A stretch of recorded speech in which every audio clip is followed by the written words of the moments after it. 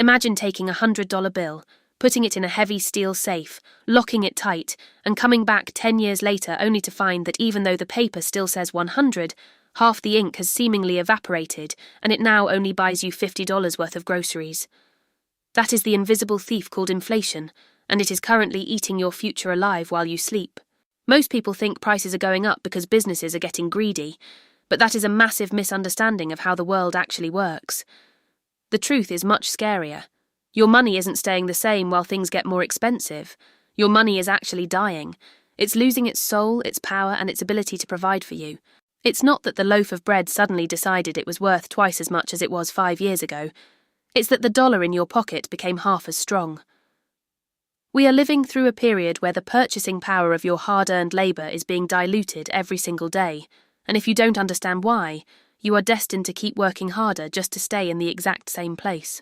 Think back to the stories your parents or grandparents told you about buying a gallon of gas for 20 cents, or a brand new car for $3,000. Those aren't just the good old days, or a sign of a simpler time. They are a mathematical map of a currency in a state of constant, controlled collapse. We have been conditioned to believe that a little bit of inflation is a good thing, a sign of a healthy, growing economy. Central banks around the world actually target a 2% inflation rate every year, like it's some kind of magic number for prosperity. But think about what that actually means for you. If they hit their goal perfectly, your money loses half of its value every 35 years. That means if you work your entire life to save up a nest egg, by the time you're ready to retire, the system has intentionally engineered a way to make sure that money buys a fraction of what it did when you earned it. It is essentially a hidden tax that you never voted for, and it's the only tax that hits you even if you don't spend a single dime. So, how does this actually happen? It's not an accident, it's a combination of 3 massive forces. First, you have demand-pull inflation. This is the one we see in the headlines. It happens when everyone suddenly has more cash, maybe from government stimulus checks or because interest rates are so low that everyone is taking out massive loans to buy houses and cars. When you have more dollars chasing the same amount of goods, the people selling those goods realize they can charge more. It's basic supply and demand. But then there's the second force, which is cost-push inflation. This is when the ingredients of the world get more expensive. If the price of oil goes up, it costs more to ship a box of cereal to the grocery store. If the price of electricity goes up, it costs more to bake that cereal. Those costs don't just disappear. They get tacked onto the price tag you see at the register. You end up paying for the global supply chain's problems out of your own pocket. But the third force is the real monster under the bed, and it's the one nobody likes to talk about, the expansion of the money supply. This is when the government and central banks decide to just create more money out of thin air.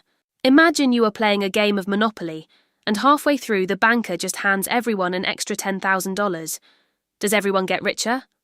No.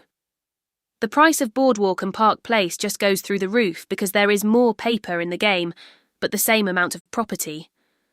When trillions of dollars are printed and injected into the economy, they aren't creating wealth. They are just watering down the soup. If you have a bowl of delicious thick soup and you double the amount of water in it, you still have the same amount of nutrients, but every spoonful is now half as satisfying. That is exactly what has happened to our global currency. We are drinking watered-down financial soup, and we're wondering why we're still hungry. This system creates a massive divide between the people who understand the game and the people who just follow the old rules. For decades, we've been told that saving is the ultimate financial virtue. We were taught to put our money in a savings account, earn a tiny bit of interest and watch it grow. But in an inflationary world, the saver is the ultimate loser. If inflation is running at 6% and your bank is giving you 1% interest, you aren't making money. You are losing 5% of your wealth every single year just for the privilege of letting the bank hold it. Meanwhile, the people who own hard assets, things like real estate, stocks or gold, actually get wealthier. As the currency loses value, the price of the things they own goes up to compensate. The gap between the people who work for a wage and the people who own assets gets wider and wider, not because one group is working harder, but because the currency itself is rigged to reward ownership and punish saving. It's a psychological trap too. We see our salaries go up slightly and we feel like we're making progress. We get a 3% raise and we feel proud of our hard work. But if the cost of rent, food and insurance went up by 7% in that same year, you didn't actually get a raise. You got a 4% pay cut disguised as a bonus. This is why families today often need 2 full-time incomes to afford the same lifestyle that a single income could provide 40 years ago. We are running on a treadmill that is slowly speeding up, and we're wondering why we're getting exhausted.